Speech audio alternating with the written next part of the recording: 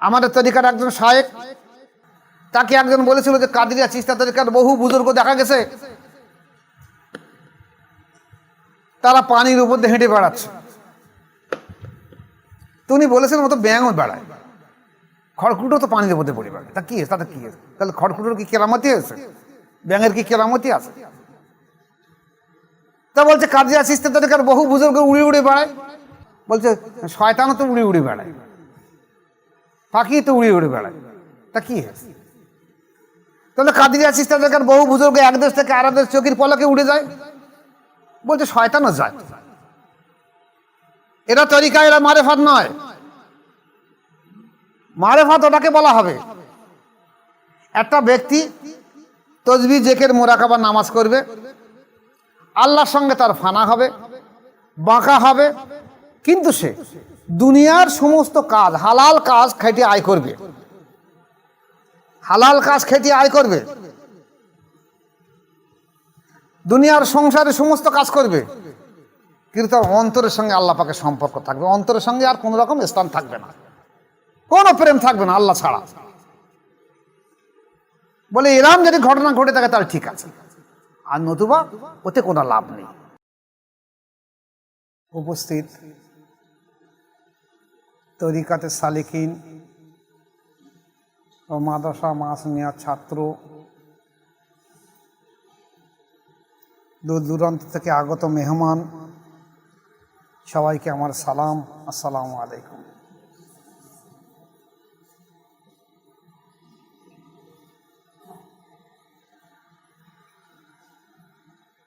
দেখো, আমরা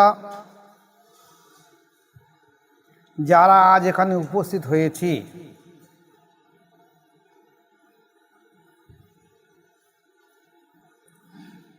আমরা শরিয়াতের জন্য উপস্থিত হইনি, ইলমে মারিফাত নিয়ে একটা এ জায়গায় উপস্থিত হয়েছি। এই মারিফাত বা তরিকাত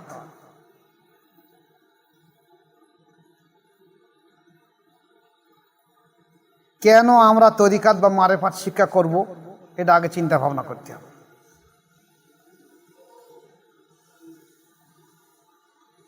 আমাদের দেশে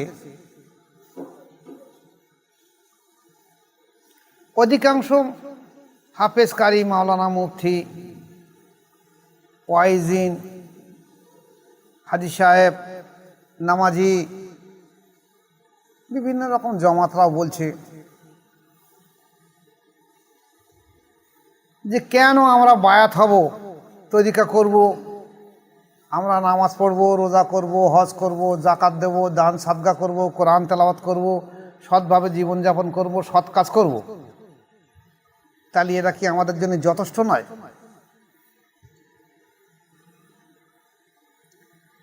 স্থূল জ্ঞান যে অনুযায়ী সাধারণভাবে মানুষ মনে করবে তো সব ঠিক বলেছে, সব ঠিক। তো আমি সেই সব ওলামা, হাফেজ কারি, মাওলানা, মুফতি, মৌলভী, হাজি সাহেব, শিক্ষিত বুদ্ধিজীবী, নামাজি, আপামার জনসাধারণ সবাইকে আমি এই প্রশ্ন রাখছি, আপনারা একটু চিন্তা ভাবনা করুন।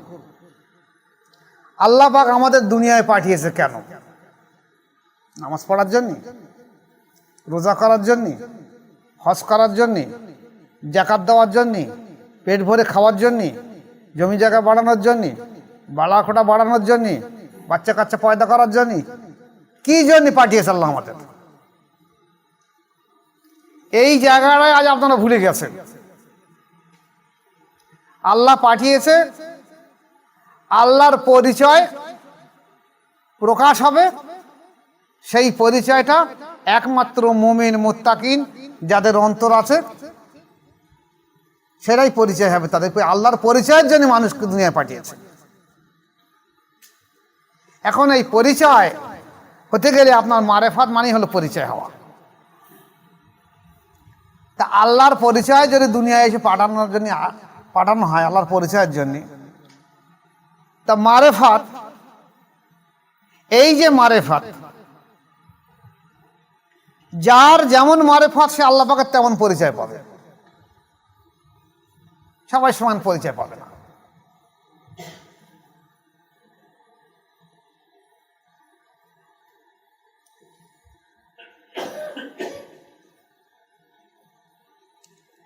যার যেমন মারেফত সে সেই দৃষ্টিকোণ থেকে আল্লাহ পাকের পরিচয় পাবে।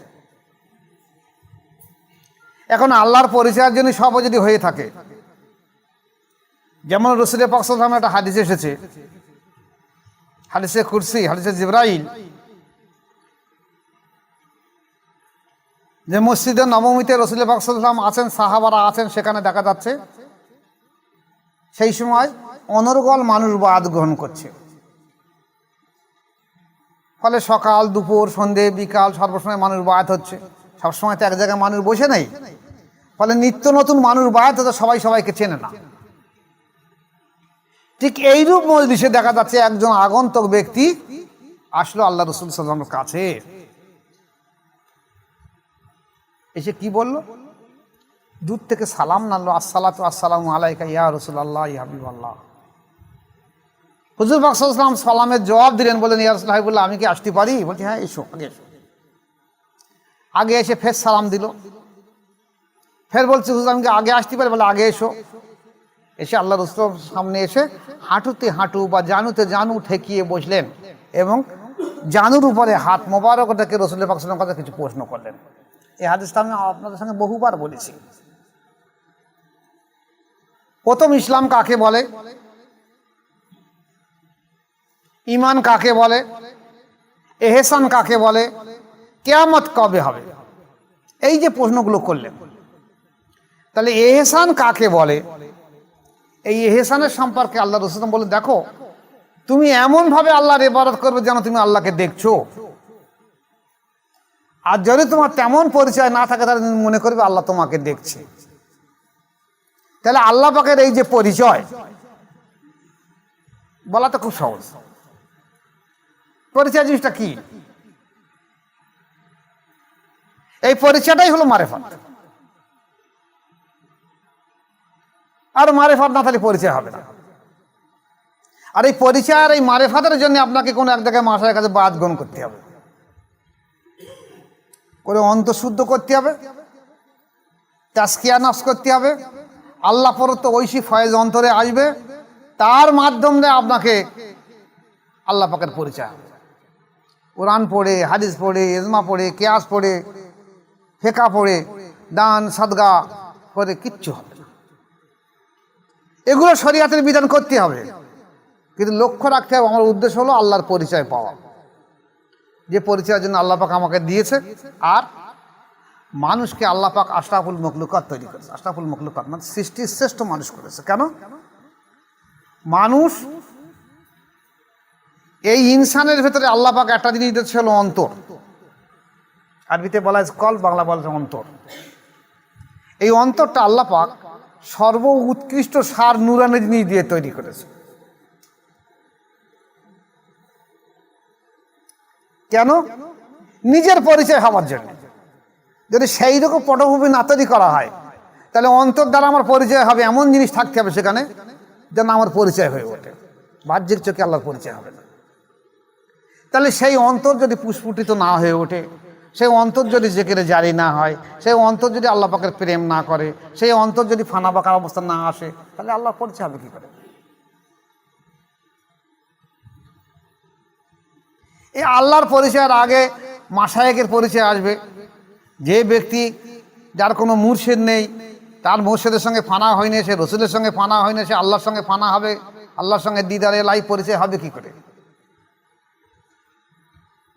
অথচ এই কথাটা বুঝিয়ে দেওয়ার মতন ওলামা সমাজ হলো না।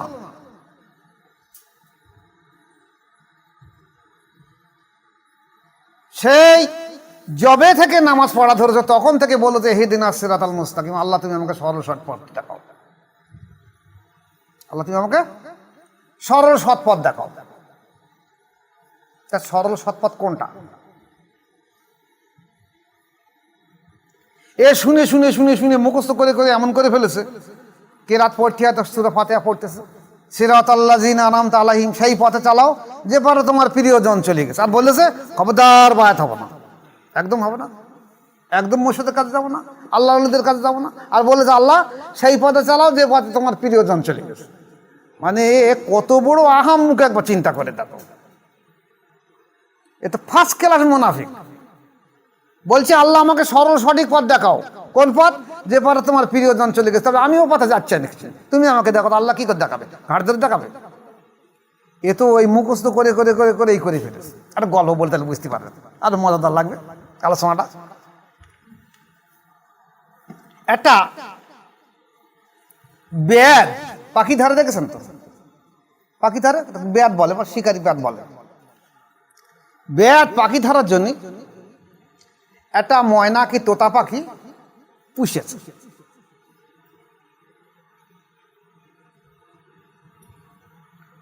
না, ভুল বলছি, একটা ব্যক্তি একটা ময়না কি তোতা পাখি পুষেছে। পুষে খাঁচায় রেখে রেখে তাকে খাদ্য দিচ্ছে, আর রোজ রোজ তার শেখাচ্ছে। তোতা ময়না কথা বলতে পারে, যে পাখি বল, মা বল, বাপ বল, দাদা বল, দাদি বল, আল্লাহ বল, লা ইলাহা ইল্লাল্লাহ বল, ও বলে মুখস্থ করছে। যখন ওর ভাষা এসে গেছে তখন বলছে পাখি তুই বল, যদি গাছের ডালে বসো আর তলায় যদি শিকারি চাল ছোলা ছড়িয়ে রাখে সেখানে খবরদার নামবে না। যদি তলায় দেখো চাল ছোলা থাকে সেখানে নামবে না, কারণ শিকারি ফাঁদ পেতে রাখতে পারে। এই যে রোজ রোজ ওকে বলে বলে বলে বলে ও মুখস্থ করে ফেলছে, একদম মুখস্থ ঠোঁটস্থ।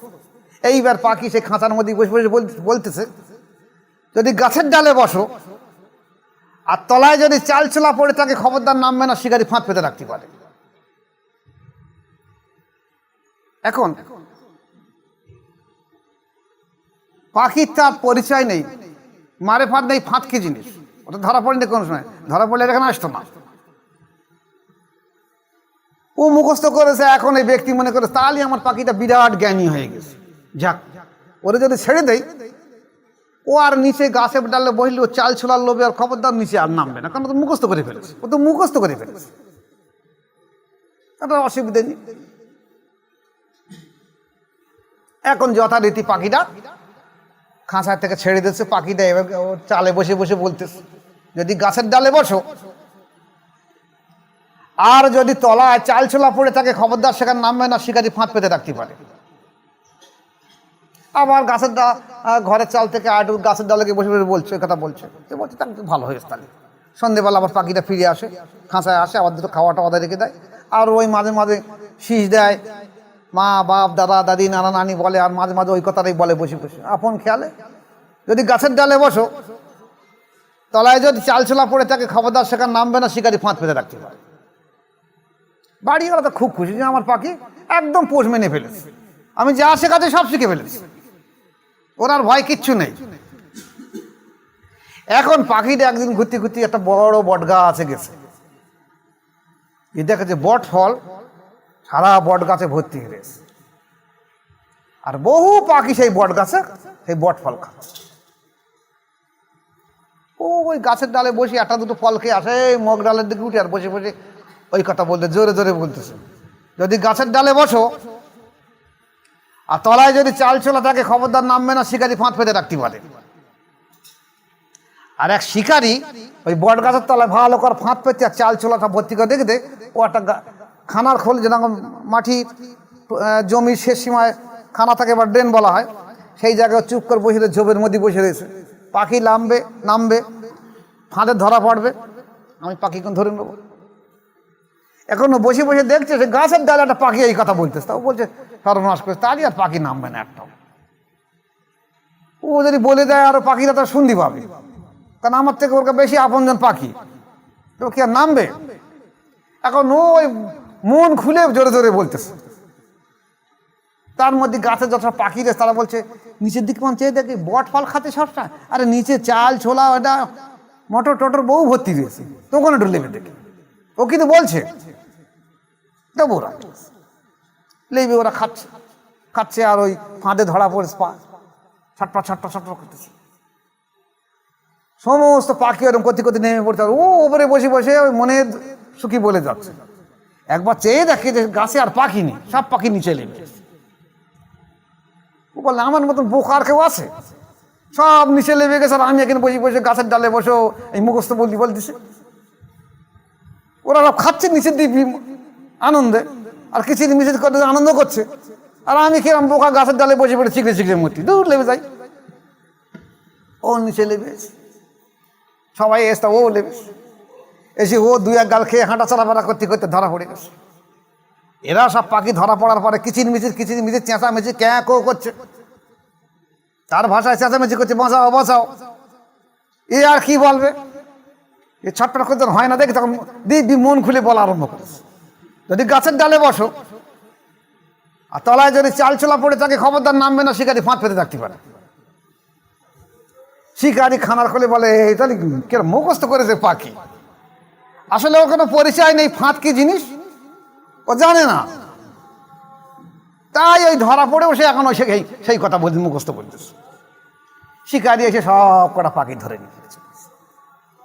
আমাদের দেশের আলেমুল আমাদের কাছ থেকে এইরকম, এরা কোরআন হাদিস মুখস্থ করে করে করে এমন করে ফেলেছে সব বলছে, কিন্তু পরিচয় কিছু নেই আল্লাহ পাকের। আল্লাহর মারে পাঠাবে কি করে? সিরাত আল্লাযিনা আনআমতা আলাইহিম, সেই পথে চালাও যে পথে তোমার প্রিয়জন চলে গেছে। গায়রুল মাগদুবি আলাইহিম ওয়ালাদ-দাল্লিন, সেই পথে চালিও না আল্লাহ যে পথে তোমার আযাব গজব অভিশাপ। তা আল্লাহর আযাব গজব অভিশাপ কোন পথে রয়েছে? যে পথে আল্লাহর প্রেম নেই, মারেফত নেই, সেই পথে রয়েছে। আপনি সেই পথ ছেড়ে দিয়ে অন্য পথে চলে যাচ্ছেন আর আল্লাহর কাছে সাহায্য করছেন, তো এই গজবটা আল্লাহর আপনি ডেকে আনতেছেন বাড়ি। গজব আপনি তো ডেকে আনতেছেন। এই জন্য দেখা গেছে এই মারেফত বা পরিচয় হওয়ার জন্য আল্লাহ পাক লক্ষের অধিক নবী পাঠিয়ে দিয়েছে।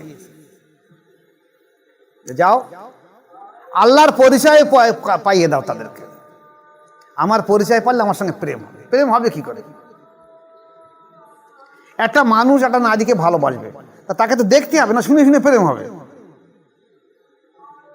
যদি সে একটা কল্পনার ছবি দেখে, একটা মেয়ে এইরকম সুন্দর হবে, এইরকম সুন্দর হবে, এইরকম সুন্দর হবে, এইরকম তার হাত, এইরকম তার চোখ, এইরকম তার মুখ, প্রেম হবে নাকি? দেখতে হবে, চোখের চাউনি হবে, কথা হবে, তারপর উভয়ের দর্শন হবে, তারপর প্রেম হবে। তো কিছুই নেই, তো প্রেম হবে কি করে? পরিচয় না হলে প্রেম হয়? ঠিক তদ্রুপ আজলা মারা সমাজ মুখস্থ করে ফেলেছে। আর আল্লাহ পাক করেছে কি, এই লক্ষের অধিক নবী পাঠিয়ে শুধু মানুষকে আল্লাহর সঙ্গে পরিচয় করে দেওয়ার জন্য, কোনো উদ্দেশ্য নয়। আর এই পরিচয় এমনই একটা কঠিন কাজ, এমন একটা হক সত্য কাজ, এই যুগের কোনো শিক্ষিত মানুষ মেনে নেয়নি। কোন যুগের শিক্ষিত মানুষ মেনে নেয়নি। যার জন্য যত নবী এসেছে পৃথিবীর বুকে, প্রত্যেকটা নবী তার দাওয়াতের দিকে তার কম, তার এলাকা, তার মানুষ তাকে তাড়িয়ে দিয়েছে। প্রত্যেকটা নবী দেশ থেকে বিদায় হতে হয়েছে, কোনো নবী তার দেশে স্থান পায়নি। মুক্তবাদ শরীফ খুলুন, মুজাদ্দিদ আলপেসানি আহমদ ফারুকি সরহিন রহমাতুল্লাহ আলাইহি, উনি বলছে পাঞ্জাবের বরাত, সেরিন্দের যে বরাস, সেখানে 17 থেকে 19 জন নবী এসেছে। এখনো সেই নবীদের মাজার অনেকটা দেখা যায়। 12-13 নবীর মাজার আছে, বেশ লম্বা চড়া মাজার, যারা গেছে তারা দেখেছে নিশ্চয়ই। উনি বলছেন আমি কাশফে এই সমস্ত নবীদের পরিচয় পেয়েছি, নাম ঠিকানা পেয়েছি। ওদের স্বজাতি ওদেরকে তাড়িয়ে দিয়েছে, এত জুলুম অত্যাচার করেছে, ওরা পালিয়ে এসে এই সেরিনদের এলাকায় বন ছিল, এই বনে আত্মগোপন করে লুকিয়ে রয়েছে। কারোর একটা মুরিদ, কারোর 2টো মুরিদ, সারা জীবন সাধনা করেছে, মানুষকে দাওয়াত পৌঁছে দিয়েছে। কারোর একটা মুরিদ, কারোর 2টো মুরিদ, জুলুম অত্যাচারের ভয়তে বনে এসে বসে রয়েছে। আমাদের দেশের আলেমুল আমাকে ধন্যবাদ দিতে হবে, সাধারণ ধন্যবাদ দিতে হবে যে আমাদের গায়ে এখন চামড়া রেখে দিয়েছে। তাই আমরা এখন ওইরা হক কথা বলতে পারিনি। আমরা যা বলছি এটা শরিয়াতকে নিয়ে, তরিকাত, মারেফাত, হকিকাত নিয়ে সামঞ্জস্য করে কথা বলতে। ওরা একদম পূর্ণতা প্রাপ্ত আল্লাহর পরিচয়ের কথা বলেছে, যা তিনি মানতে পারে। অত দূর যাবে কেন? আমাদের তরিকার সর্দার মুজাদ্দিদ আলপেসানি আহমদ ফারুকি সরহিন রহমাতুল্লাহর দিকে তাকাও। উনি যখন সরহিন্দে আসলেন, খেলাফত পেলেন, সেই সময় ভারতবর্ষের বুকে মুঘল পিরিয়ড চলছে। ভারতবর্ষে মোগল পিরিয়ড চলছে, আকবর বাদশার জমানা চলছে। আকবর বাদশা নিরক্ষর ছিল, নিরক্ষর ছিল, অক্ষর জ্ঞান ছিল না। এই আকবর বাদশা কাছে কিছু আলেম ওলামা ছিল, আবুল ফাজল ছিল, ফৈজি ছিল, ওর বাপ মোল্লা নাগরি ছিল, আরো কিছু আলেম ওলামা ছিল। এই আলেম ওলামারা, জাহেরি আলেম ওলামারা, তারা কি তরিকা করতেন? তরিকা করতো। তখন তো কাদেরিয়া চিশতিয়া তরিকার ব্যাপক, ভারতবর্ষে তো চিশতিয়া তরিকার ব্যাপক চলে। তখন তো আজমি শরীফের খাতা সাহেব তার আগে এসে গেছে, কাদেরিয়া তরিকা এসেছে। সেই পিরিয়ডের নকশবন্দি তরিকা গোপন গোপনভাবে ভারতবর্ষ চলছে, আর চিশতিয়া তরিকা ব্যাপক রমরমা চলছে। এরা সব চিশতিয়া তরিকা করে। করলে কি হবে? নফসের গোলামি, নফসের বশীভূত হয়ে বাদশাহ আকবরের তাবেদারি করতে গিয়ে এই হক মোজাদ্দেদ আল সুন্নাতের হককে মুছে দেওয়ার চেষ্টা করেছে। কি জুলুম, কি অত্যাচার! ওনার ঘর দৌড় ভেঙে দেওয়া হয়েছে, জুলুম করা হয়েছে। বাধ্য হয়ে উনি যখন গোয়ালিয়ার দুর্গে থেকে চিঠি লিখে তোমার ছেলে মাসুম রহমতুল্লাহের কাছে, মাসুম তুমি তোমার মাকে নিয়ে এখান থেকে চলে যাও, দরকার পড়ে তোমার মামার বাড়ি বা অন্য জায়গায় চলে যাও, আমার শ্বশুর বাড়ি চলে যাও, আমার উপরে আল্লাহ উপরে ভরসা করো, আল্লাহ আমার যা ভাগ্য দেখেছে তাই ঘটবে। নিজে তরিকা প্রচার করতে গিয়ে গোয়ালিয়ার দুর্গে 2.5 থেকে 3.5 বছর বন্দি। নিজের বাড়ি ঘর ভেঙে দেওয়া হয়েছে, সন্তান সন্ততির উপর জুলুম অত্যাচার করা হয়েছে, তাও সহ্য করেছে। তখন তো তরিকা ছিল, কাদেরিয়া চিশতিয়া তরিকা ছিল, নকশবন্দি তরিকাও কিছু ছিল। তাহলে ঘটনা ঘটলো কেন? তখন কি কাদেরিয়া তরিকা চিশতিয়া তরিকা মাসায়েখ ছিল না? হ্যাঁ ছিল। নফসের ইসলাহ পরিপূর্ণতা যদি না এসে থাকে, যদি তার মধ্যে পরশ্রী কাতর, অপরে কোনোদিন সহ্য করা যাচ্ছে না, হিংসা বিদ্বেষ থেকে থাকে, তাহলে তরিকা করে কি হবে? তরিকার মুখ্য উদ্দেশ্য হল নফসের চরিত্র সংশোধন করা, আর কিচ্ছু না। এমন ভাবে তুমি ফানার অবস্থায় জড়িয়ে যাবে যে আল্লাহ পাকের সঙ্গে তোমার পরিচয় মারেফাতে এমন হয়ে যাবে। আল্লাহ পাক হাদিস শরীফ রাসূলুল্লাহ বলেছেন, আল্লাহ পাক যখন কোনো মানুষ খুব বেশি বেশি নফল ইবাদত করে, খুব বেশি বেশি, এত বেশি নফল ইবাদত করে, সেই নফল ইবাদতের জন্য সেই বান্দা, আল্লাহ পাক বলেছে তার হাত পা চোখ মুখ চেহারা সব আল্লাহময় হয়ে যায়। আল্লাহ বলছে আমি, সে আমার হাত দিয়ে কাজ করে, আমার চোখ দিয়ে দেখে। দেখেছেন হাদিস শরীফে এসেছে, দেখা হয়েছে। তাহলে এই হলো পরিচয়ের অবস্থা। এই প্রেম একটা মানুষ আল্লাহ পাকের সঙ্গে এমনভাবে ফানায় জড়িয়ে থাকবে এবং সেখান থেকে বাঁকায় এমন অবস্থা আসবে, সেই অবস্থা করে।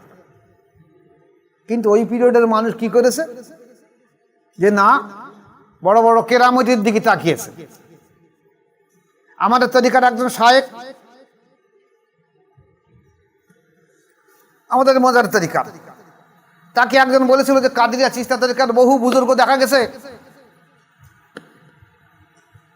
তারা পানির উপর দিয়ে হেঁটে বেড়াচ্ছে।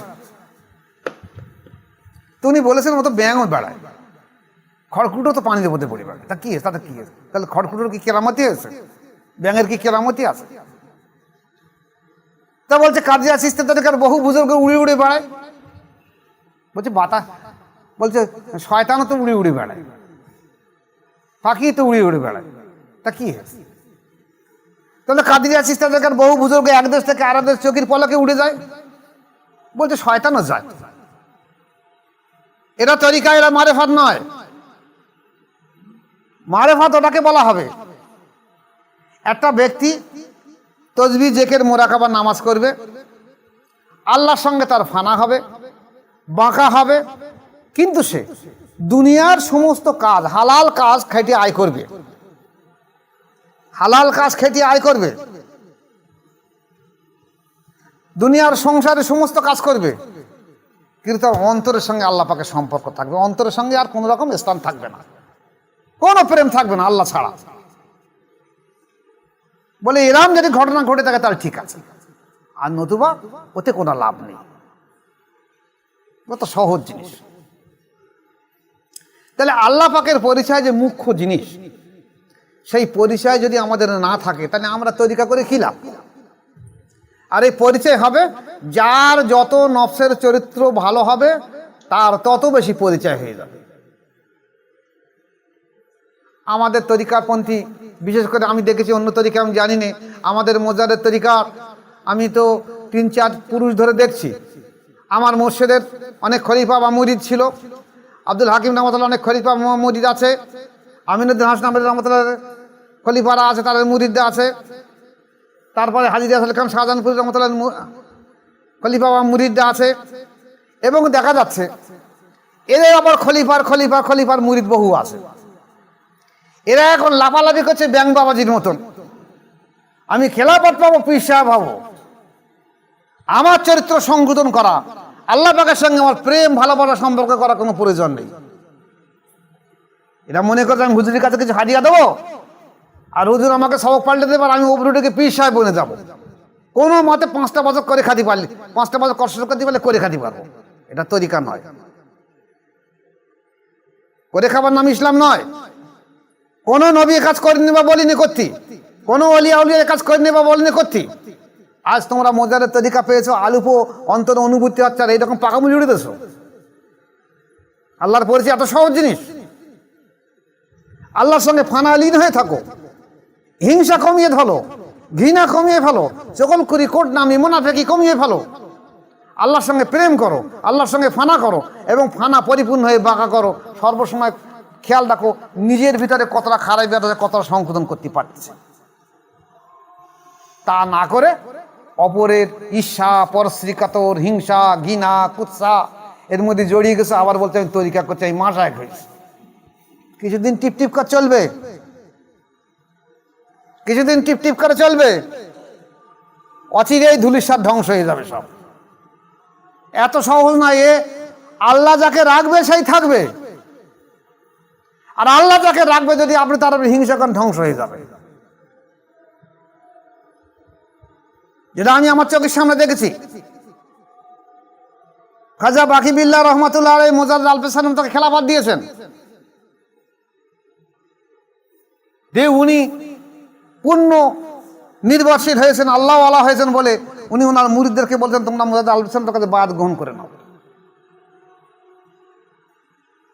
তারা বিদ্রোহ করল না, মাল দন্য সব ধুলিসাৎ হয়ে গেছে। কই তাদের খবর কই? খাজা মাসুম রহমতুল্লাহ আলাইহি মোজাদ্দেদ আল-ফিসার তখন জীবিত আছেন। এই জীবিত থাকার অবস্থায় মাসুম বিল্লাহ রহমতুল্লাহ খেলাফত দিলেন, মোজাদ্দেদকে খেলাফত দিয়েছেন, দিয়ে নিজের মুরিদগুলোকে হাওলা করে মাসুম বিল্লাহ রহমতুল্লাহ কাছে, তুমি এদের বায়াত করে তুমি কাজ করো, আমি পেছনে থাক দেখছি। আমার জজবা এবং তোমার জজবার মাধ্যম দিয়ে এরা আল্লাহ পর্যন্ত পৌঁছে থাক। দেখা গেছে অধিকাংশ মোজাদ্দেদ আল-ফিসার মুরিদরা মেনে নেয়নি, নিরুদ্দেশ হয়ে গেছে সব। গেল কোথায়? কোথায় গেল সব খলিফাগুলো? ভারতবর্ষে তো পাঞ্জাব সেদিন তো ভারতবর্ষের বুকে। তাহলে মোজাদ্দেদ আল-ফিসার রহমতুল্লাহ যে খেলাফত ছিল, খাজা বাকি রহমত মাসুম বিল্লাহ রহমতুল্লাহ খেলাফত ছিল, সেই খেলাফতে সারা ভারতবর্ষের অলিতে গলিতে পীর অলিয়া উলিয়া থাকা দরকার ছিল। কোথায় গেল সব? তোমরা নিজের আত্মসমালোচনা না করে, নিজে ভালো না হয়ে, নিজের চরিত্র ভালো না করে তোমরা অপরের খুদ পার করতে গেছো, নিজের বড়াই করতে গিয়েছো, গিয়ে দেখা যাচ্ছে ধুলিসাৎ হয়ে গেছে। আজকের এই বর্তমান যে জমানা আছে সব ধুলিসাৎ হয়ে যাবে যদি এরা না সংশোধন করে। বড়াই, অহংকার, তাকাব্বুরি এসবগুলো বাদ দিতে হবে। আল্লাহর পরিচয় যদি সঠিকভাবে হয়, মারেফাত যদি সঠিকভাবে হয়, তাহলে এসবগুলো কমে যাবে। যাদের কমিনে মনে করতে হবে পরিচয় সঠিক হয়নি, এইভাবে ধরে নিতে হবে। অনেকে তরিকা করে লাফালাফি করছে, অনেকে দুচ্চাল্লি বা কাজ করে লাফালাফি করছে, আমি কি না কেতনা দিনই কি না জিনিস হয়ে গেছি, কিচ্ছু হয়নি। এত সহজ। আরে জ্ঞান বাড়লে কি হয়? গাছের মাথা যখন ভার হয়, ফল বেশি হয়, তখন ডাল নিচে হয় নাকি উঁচু হয়? আম গাছের যখন আম বেশি হয় তখন ডাল উপরের দিকে, ডাল নিচের দিকে ঝুঁকে পড়ে, ভার হয়ে গেছে। তাই তোমার জ্ঞান বুদ্ধি বেশি হয়ে গেছে, তোমার আরো বেশি সহনশীলতা হওয়া দরকার ছিল। তোমার এত তাকাব্বুর, অহংকার, রিয়াগ, চগলখুরি, কোটনামি, মুনাফিকি এর কথা তাল লাগানো, তর কথা লাগানো সব আসছে কেন? উদ্দেশ্যটা কি? তোমার পরিচয় কিছু হয়নি। যা হয়েছে হয়তো মুর্শিদরা ছেড়ে দিয়েছে, লাভ কিছু হবে না। বগল বাজারি করে বলবে আমার 4টে খলিফা রয়েছে, আমার 6টা খলিফা রয়েছে, লাভ কি হবে? কিছুদিন পরে খেয়ে যাবে, তুমি মরে যাবে, তোমার রেসালাত থাকবে না, ওরও রেসালাত থাকবে না। খেলাফত একটা হোক, একটা ভালো হোক, তার দ্বারা আবার দিন জেন্দা হবে। না না হবে, তা কি হয়েছে? এরা তো অনেকের খলিফা ছিল না, তা কি হয়েছে? এই মুজিবুর রহমান সাহেব খলিফা ছিল না, ওই নুরুল বাহা সাহেব এরকম খেলাফত ছিল না বললি হয়, তা কি হয়েছে? তারা ইসলাম প্রচার করেছে, তরিকা প্রচার করেছে, খেলাফত নাও থাকতে পারে। আর খেলাফতটাই মূল জিনিস নয়, মূল জিনিস হলো আমার আত্মসংযম, আমাকে আল্লাহর পরিচয় কতটা বেশি পরিমাণে হাসিল করতে পারে। যে যত আল্লাহর পরিচয় পেয়েছে সে তত মাটির মানুষ হয়ে গেছে, যে যত ফানা উত্তম হয়েছে সে তত বেশি পরিমাণ বাঁকা হয়েছে, যে যত বাঁকা হয়েছে তত মাটির মানুষ হয়ে গেছে। আসলে এদের ফানাও পূর্ণ হয়নি, বাঁকায়ও পূর্ণ হয়নি, যার জন্য এই অবস্থা করতেছে। একটা আবার খেলাফত করতে দেন না, কিরকম লাভ মারে দেখেন, ব্যাঙার কপা লাভ মারে, এটা তার থেকে বড় বড় লাভ মারতেছে। আমি কি জিনিস হয়ে গেছি, কি হয়েছে? আমি জানি আমার একজন খলিফা, সে বলছে আমি বায়াত করাবো, আমি পরে বায়াত করাবে। আব্দুল হাকিম রহমতুল্লাহ এই কথা বলেছে যে একটা খেলাফত দেবো আলাদা কথা, পূর্ণতা নেজবত আসতে 14 বছর লাগে মিনিমাম, তাও যদি আল্লাহ রহম করে তাহলে আর নতুবা আসবে না। তার আগে তুমি বায়াত কি করাবে? তুমি পূর্ণতা প্রাপ্ত হবে, কি বায়াত করাবে? বলছে আমার একটু করে খাবার সময় হয়েছে, আর এখন হুজুর মানা করতেছে আমার করে খাবার সময় হয়েছে। এইসব শয়তান খেলা পারলে কি করবে এরা? কি করবে এরা? তরিকা করবে, লাফালাফি করছে, এখান থেকে ওখান যাচ্ছে, ওখান থেকে ওখান যাচ্ছে, কেটা গেলে সবক পাল্টে দেয়। উদ্দেশ্যটা কি? এই বিড়ির কাছে 5 সবক করেছে, ওর কাছে যাবো, ওদের 2 সবক পাল্টে দাও, ভালো হবে। ওর কাছে লাভ নেই, ওখানে যাচ্ছে, হুজুর আমার 2 সবক পাল্টে দাও, ওর টাকা ওখানে যাচ্ছে, হুজুর আমার 2 সবক পাল্টে দাও। এইভাবে করে করে করে করে খেলাফত জোগাড় করতেছে। কি লাভ হবে? কি ঘোড়ার ডিম হবে? কিছুদিন পর ধুলিস্যাৎ হয়ে যাবে। তোমারই পুরো নফসের ইসলাম নেই, তোমারই ফানা পূর্ণ হয়নি, তোমার বাঁকা পূর্ণ হয়নি, তোমার চরিত্র সংশোধন হয়নি, তুমি কি করবে তরিকা? তাই আজকের সর্বাঙ্গীনভাবে আলেম সমাজ এবং এই পীর সাহেবরা বাজারা তরিকার কাজ কাম করছে, যে যে তরিকায় কাজ করুক, প্রত্যেকের কাছে আমার অনুরোধ, আপনারা আত্মসংযম করুন, নিজেকে বেশি পরিমাণ জেকের তসবিহ করে ফানা বাঁকার মধ্যে আসুন, আল্লাহর পরিচয় পান। আল্লাহর পরিচয় পান পালে দেখা যাচ্ছে আপনার জবান বন্ধ হয়ে যাবে, চোখ হেফাজত হয়ে যাবে, সব কিছু হেফাজত হয়ে যাবে। আমি যখন রাস্তাঘাটে চলি তখন মাথা হ্যাঁট করে যাই, আমাদের তরিকার শায়েখরাই বলেছে, নজর বর কদম আর হুঁশ দরদম। তুই পার দিকে নজর করো, আর প্রত্যেকটা নিঃশ্বাস প্রশ্বাস আল্লাহর জেগে হচ্ছে কিন্তু খেয়াল রেখে দাও। আমার অনেক ভাইরা বলে কিরম অহংকার দেখো, কারোর দিকে চায় না, কারোর সঙ্গে সালাম মোসাফা করে না, মাথা হ্যাঁট করেই চলে যাচ্ছে। তা আমি তো তরিকা মোতাবেক চলছি, আমি তো আমার শায়েখদের অনুসরণ করে চলছি, তোমরা সব বলছো কেন? তোমরা কি মনে করছো? তাই প্রত্যেকে আত্মসমালোচনা করো, সবাই চিন্তা ভাবনা করো যে আল্লাহ আমাদের যেন ভালো করে দেয়, আমরা যেন ভালো হতে পারি। যদি ভালো না হতে পারি তা বেকার তরিকা করে কোনো লাভ হবে না। খেলাফত পাওয়ার তরিকা নয়, চরিত্র কি করে সংশোধন হবে, কোথায় আমার ভুল আছে, আজ আমার যে ভুল হয়েছে কাল যেন না আসে, কাল যেটা ভুল হয়েছে পরশু যেন না আসে। এইভাবে ভুলগুলো সংশোধন করতে করতে এমন একটা পর্যায়ে আসবে, যত আপনি ভুল সংশোধন করবেন তত আপনার নফস দুর্বল হবে, আর তত রুহের শক্তি বাড়বে। রুহের শক্তি যত বাড়বে তত আল্লাহর সঙ্গে পরিচয় আপনার সহজ হয়ে যাবে, তা নাহলে কোনো লাভ হবে না। আল্লাহ পাক আমাদের প্রত্যেক ভাইকে, আমার মুরিদকে, তামাম তরিকা তাসাউফপন্থী পৃথিবীর বুকে যারা আছে সবাইকে বোঝা, আমল করা, সৎভাবে জীবনযাপন করা, আল্লাহর পরিচয় পাওয়ার তৌফিক দেখ। আমি সবার জন্য দোয়া করি, আল্লাহ সবাইকে হেফাজত করুক। আমা আলাইন ইল্লাল বালাগ। আসসালামু আলাইকুম ওয়া রাহমাতুল্লাহি ওয়া বারাকাতুহু।